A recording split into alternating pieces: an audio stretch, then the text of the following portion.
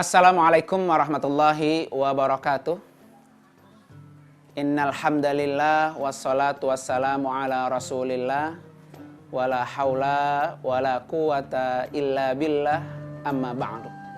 Qala rabbi shrah li sadri wa yassir li amri wahlul 'uqdatam min lisani yafqahu qawli waj'al li waziran min ahli. Subhanaka la ilma lana illa ma 'allamtana innaka antal alimul hakim. Shadaqallahul azim. Para pemirsa yang dirahmati oleh Allah Subhanahu wa taala.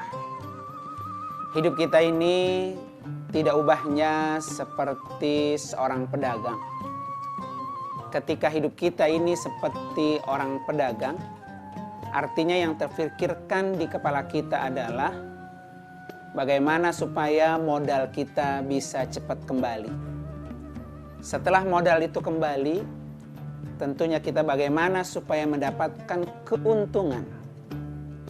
Karena ketika kita tidak mendapatkan keuntungan, bahkan nyaris modal usaha kita ini habis, maka kita termasuk orang-orang yang sangat rugi. Di dalam Al-Quran surah Fatir ayat 29, Allah menyebutkan ada 3 orang yang pasti ketika dia melakukan hal ini selalu untung, tidak pernah rugi. Apa yang Allah sebutkan? Innal ladzina yatluna kitaballah wa aqamus shalah wa anfaqu mimma razaqnahum sirran wa alaniyah yarjuna tijaratan lan tabur. Yang pertama adalah orang-orang yang selalu membaca Al-Quran. Orang yang membaca Al-Quran ini adalah orang-orang yang pasti untung dan tidak pernah rugi. Kenapa membaca Al-Quran ini adalah pekerjaan yang pasti untung? Yang pertama, bahwa Al-Quran itu ketika dibaca, faham atau tidak faham, maka dicatat baginya nilai ibadah. Ketika kita membaca ayat-ayat Al-Quran, satu demi satu kita baca, faham ataupun tidak faham yang kita baca, ini dicatat oleh Allah sebagai orang yang mendapatkan pahala ibadah. Tidak akan pernah rugi. Beda dengan ketika kita membaca kitab-kitab lain. Ketika kita tidak faham apa yang kita baca, maka kita tidak mendapatkan keuntungan. Inilah dahsyatnya Al-Quran. Ketika Al-Quran itu dibaca oleh orang yang awam, oleh orang yang mengerti, oleh orang yang tidak mengerti kandungannya, isinya, tafsirnya, atau lain sebagainya, maka orang ini tercatat sebagai nilai ibadah. Kemudian yang kedua, bahwa membaca Al-Quran itu adalah memberikan syafaat. Di mana kata Rasulullah sallallahu alaihi wasallam, Iqra'u Al-Quran fa innahu ya'ti yaumal qiyamati syafi'an li ashabi. Bacalah Al-Quran, karena Al-Quran itu akan datang kepada si pembacanya di yaumil qiyamah nanti sebagai pemberi syafaat. Arti ketika kita nanti di yaumil qiyamah ingin mendapatkan syafaatnya Al-Quran, dan Al-Quran ini akan memberikan syafaat, pertolongan yang sangat besar hanya kepada orang-orang yang membacanya. Selama dia di dunia, dia sering membaca Al-Quran. Terlepas yang dia baca, dia hafal atau tidak hafal, dia mengerti atau tidak mengerti, dia faham atau tidak paham, maka ini sudah akan memberikan syafaat. Karena itu bacalah Al-Quran. Dan ini perintah Rasulullah SAW, hadis yang diriwayatkan oleh Imam Muslim. Iqra'u Al-Quran. Bacalah Al-Quran. Kan Al-Quran ini pasti akan datang kepada si pembacanya pada hari kiamat nanti adalah sebagai pemberi syafaat. Syafaat yang luar biasa. Dan pertolongan syafaat ini akan kita dapatkan adalah ketika kita sering membaca ayat-ayat suci Al-Quran. Kemudian kelebihan yang kedua, kenapa membaca Al-Quran ini adalah pekerjaan yang untung? Karena Al-Quran ini adalah dihitung oleh Allah itu per huruf, bukan per surah. Di mana kata Rasulullah sallallahu alaihi wasallam, "Man qara'a harfan wahidan." Siapa yang membaca Al-Qur'an ini satu huruf, maka baginya dicatat 10 kebaikan. Berapa banyak ayat Al-Qur'an yang kita baca? Berapa kali ayat-ayat Quran, huruf-huruf Quran yang kita ulang? Ketika kita membaca ayat-ayat Quran ini, maka satu hurufnya akan bernilaikan 10 kebaikan. Kata Rasulullah, la aqula alif lam mim harfun wahid. Saya tidak mengatakan bahwa alif lam mim itu satu huruf. Tetapi kata Rasulullah, alif harfun wal lamu harfun wa mimu harfun. Bahwa alif itu satu huruf, lam itu satu huruf, dan mim itu satu huruf. Jadi ketika kita membaca alif lam mim, berarti kita sudah membaca 3 huruf yang bernilaikan 30 kebaikan. Hanya ada di kitab suci Al-Quran. Pahala membaca Al-Quran itu dihitung per huruf. Karena itu baca terus Al-Quran. Meskipun kita bisa. Seperti kita hanya bisa membaca surah-surah pendek. Dan hanya itu yang kita bisa. Maka kita ulang-ulang surah-surah pendek ini. Maka dia akan dihitung oleh Allah pahalanya per huruf. Semakin banyak huruf yang kita baca dalam Al-Quran, otomatis maka semakin banyak pahala yang kita dapatkan. Bahkan Imam Ali karramallahu wajha, beliau bukan hanya mendapatkan 10 kebaikan. Tetapi kata Imam Ali, ketika Anda melakukan sholat dan sholatnya sambil berdiri, kemudian membaca ayat-ayat suci Al-Quran tadi, maka satu hurufnya itu bernilaikan 100 kebaikan. Kemudian kata Imam Ali, bagi Anda yang membaca Al-Quran, dan Al-Quran itu dibaca untuk sholat, sholatnya sambil duduk, maka satu hurufnya bernilaikan 50 kebaikan. Kemudian bagi Anda yang sholatnya sambil berbaring, membaca ayat-ayat suci Al-Quran tadi, maka satu hurufnya bernilaikan 25 kebaikan. Dan bagi Anda yang tidak sholat, kita duduk santai sambil mulut kita membaca ayat suci Al-Quran.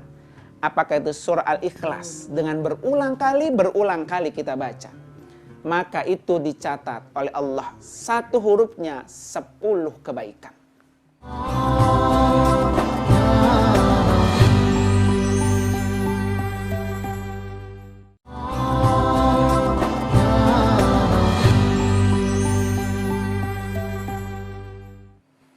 Dahsyatnya luar biasa. Dan ini keuntungan yang sangat luar biasa. Rugi rasanya buat kita yang tidak pernah atau jarang-jarang sekali membaca ayat Al-Quran. Berarti kita termasuk orang-orang yang tidak memiliki keuntungan. Ibarat seorang pedagang tadi, orang ini adalah orang yang tidak punya untung, bahkan nyaris modalnya habis, alias rugi besar. Ketika kita tidak mau membaca Al-Quran sebagai ladang keuntungan kita. Para pemirsa yang dirahmati oleh Allah Subhanahu wa Ta'ala, kelebihan yang ketiga, bahwa dengan membaca Al-Quran ini, buat orang-orang yang mampu ataupun yang tidak mampu membaca Al-Quran, tapi ingin banget mendapatkan pahala membaca Al-Quran, maka niatkan untuk selalu mewakafkan Al-Quran. Ketika kita wakafkan Al-Quran ini, kemudian kita letakkan Quran yang kita beli di dalam masjid atau di majelis-majelis taklim. Kemudian Quran yang kita wakafkan ini dibaca oleh orang-orang yang datang ke dalam masjid itu.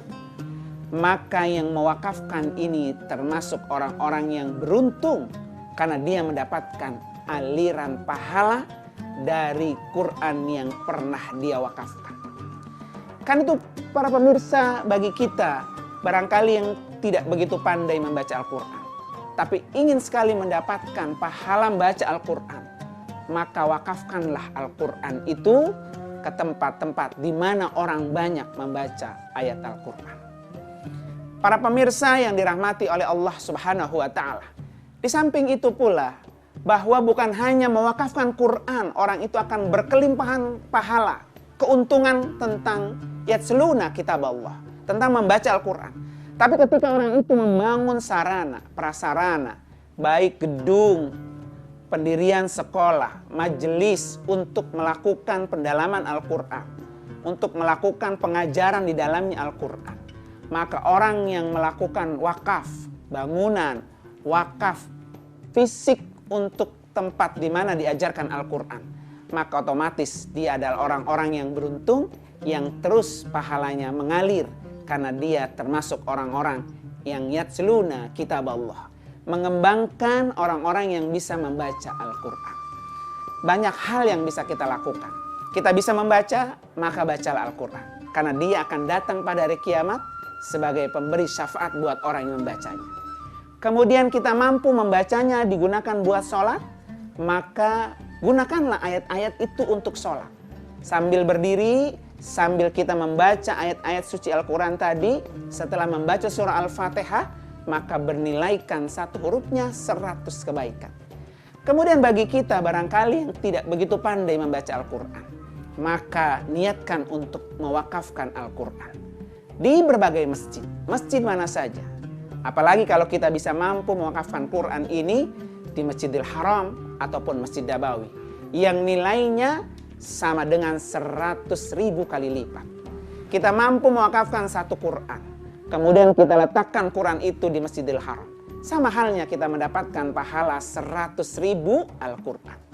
Dan begitu juga kita letakkan wakaf itu di Masjid Nabawi, maka satu Quran yang kita wakafkan di Masjid Nabawi itu pahalanya setara dengan kita berwakaf 1.000 Al-Quran. Banyak hal yang kita bisa lakukan supaya kita termasuk orang-orang yang beruntung yang Allah sudah sebutkan dalam surah Fatir ini. Para pemirsa yang dirahmati oleh Allah Subhanahu wa Ta'ala. Kemudian keuntungan yang kedua, yaitu melakukan atau mendirikan sholat. Sholat adalah pekerjaan yang pasti untung, karena sholat ini adalah pembeda antara muslim ataupun non-muslim. Di mana kata Rasulullah, al-farqu bainana wa bainahum as-sholah. Perbedaan kita dengan orang yang non-muslim atau muslim dengan orang yang non-muslim, yaitu hanya satu, di sholat. Ketika dia sholat, maka dia tercatat sebagai orang muslim. Karena itu orang yang selalu sholat adalah orang-orang yang pasti untung, pasti beruntung dan tidak akan pernah rugi. Kemudian yang kedua, sholat itu adalah mencegah perbuatan keji dan munkar. Di mana kata Allah dalam Al-Quran, innas sholata tanha anil fahsya wal munkar. Surah Al-Ankabut ayat 45. Di mana sesungguhnya sholat itu akan mencegah seseorang dari perbuatan keji, dari perbuatan kemunkaran. Jadi ketika kita ingin terhindar dari melakukan perbuatan yang keji, perbuatan yang munkar, maka lakukanlah ibadah sholat. Karena sholat ini pasti keuntungannya bisa mencegah kita dari segala perbuatan yang keji dan kemunkaran.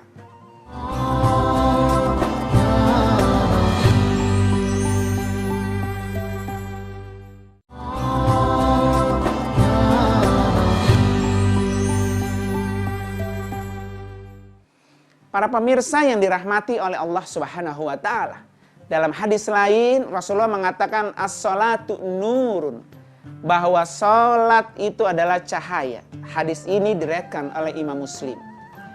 Jadi cahaya buat kita yang mendapatkan kegelapan, baik kegelapan di dunia maupun kegelapan di akhirat. Terutama kegelapan saat kita berada di alam kubur. Kita bisa bayangkan kuburan yang begitu kecil, 1 kali 2 meter. Tidak ada listrik dan tidak ada lampu. Bagaimana supaya kuburan di mana tempat nanti kita tinggal itu penuh dengan cahaya dan luas? Salah satunya adalah dengan cahaya sholat. Ketika orang ini rajin sholatnya dan melakukan semua aktivitas sholat, baik dia yang fardu ataupun yang sunnah, maka akan dia mendapatkan nur, cahaya sholat itu. Orang yang sholat sudah akan kelihatan cahaya yang bersinar di wajahnya, karena dia akan selalu dibasahi dihiasi dengan air wudhu. Di mana nanti pada hari kiamat bekas-bekas wudhu seseorang ini akan bersinar. Dijuluki oleh Rasulullah adalah gurran muhajjalin. Gurran muhajjalin ini adalah orang-orang yang mukanya bersinar.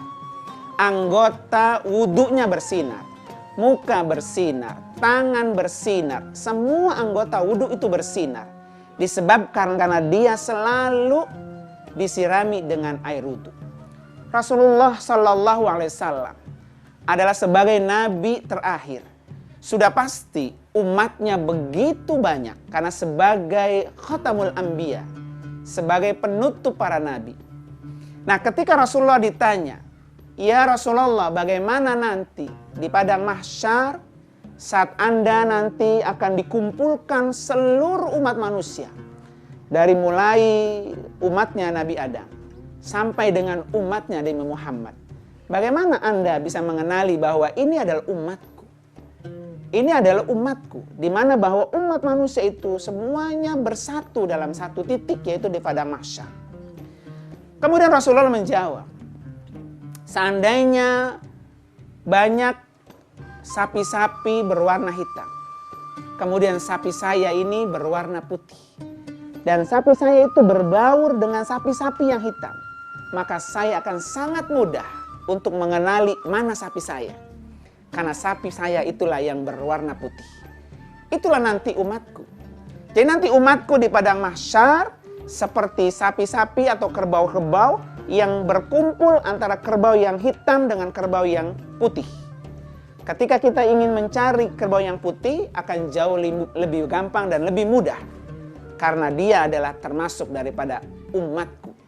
Merekalah yang gurran muhajjalin. Merekalah yang selalu membasahi mukanya, menyelimuti mukanya dengan siraman air wudhu. Sehingga wudhu ini akan bersinar di yaumil qiyamah dengan sebab dia melakukan ibadah sholat. Sholat adalah kuncinya dengan berwudhu. Karena itu maka sholat dinyatakan oleh Rasulullah dalam hadis Imam Muslim, as-sholatu nurun, bahwa sholat itu adalah cahaya.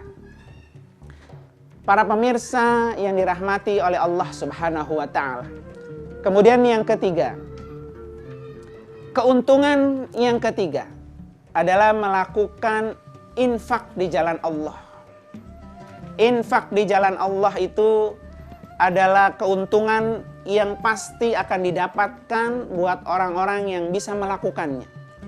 Karena Allah Subhanahu wa Ta'ala sudah menegaskan dalam ayatnya, "Masalul ladzina yunfikuna amwalahum fi sabilillah." Perumpamaan orang-orang yang menginfakkan hartanya di jalan Allah seperti orang menanam satu biji. Kemudian dari satu biji ini akan tumbuh 7 batang. Dan setiap satu batangnya akan tumbuh 100 biji. Artinya yang kita infakkan satu aja kebaikan yang kita lakukan, itu akan bernilaikan pahala 700 kali lipat. Karena itu berinfaklah, dan infak ini tidak dibatasi. Di mana kata Allah, alladzina yunfikuna fis-sarra'i wad-dharra, bahwa ketika orang-orang berinfak itu bisa dalam keadaan dia senang, bisa dalam keadaan dia susah, bisa dalam keadaan dia kaya, bisa juga dalam keadaan dia sempit, bisa dalam keadaan dia punya harta ataupun dalam keadaan tidak memiliki harta. Makanya Allah sebutkan alladzina yunfikuna fis-sarra'i wad-dharra. Para pemirsa yang dirahmati oleh Allah Subhanahu wa Ta'ala, karena itu harta yang kita punya, maka berikanlah, sisihkanlah sesuai yang kita mampu. Ketika kita mampu banyak melakukan infak, maka dia akan otomatis mendapatkan pahala yang berlipat. Tetapi ketika kita tidak begitu banyak melakukan infak, maka sebanyak itulah yang kita dapat pahalanya. Dan infak ini adalah pekerjaan yang pasti untung. Karena tidak ada orang yang berinfak, hartanya itu akan berkurang. Di mana kata Allah bahwa setiap satu kebaikan itu akan Allah balas 10 kali lipat. Ketika kita menginfakkan satu harta kita, maka Allah akan ganti 10 kali lipat. Tidak ada konsep bahwa orang yang berinfak itu hartanya akan berkurang. Justru ketika orang berinfak itu, dia akan bertambah dan bertambah. Di mana para ulama mendefinisikan seperti zakat. Zakat itu punya definisi 3. Yang pertama, az-zakatu hiya toharatun. Dengan berzakat, maka hartanya akan menjadi suci. Jadi harta yang kita punya, ini akan menjadi suci. Kemudian yang kedua, harta yang dizakati itu adalah namaun. Dia akan bertambah dan berkembang. Dan yang ketiga, harta yang kita zakati atau kita infakkan, dia akan menjadi barokatun. Imam Syafi'i menganalogikan harta yang diinfakkan, harta yang dizakatkan, harta yang disedekahkan seperti kita punya sumur. Air sumur yang selalu ditimbang, airnya digunakan, diambil. Maka otomatis air itu akan selalu keluar mata airnya dan air yang keluar akan selalu bersih dan jernih. Harta yang kita punya, kita infakkan, maka harta itu menjadi bersih, kemudian harta itu akan terus bertambah.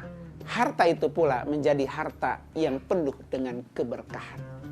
Terima kasih, mudah-mudahan ada manfaatnya. Wassalamualaikum warahmatullahi wabarakatuh.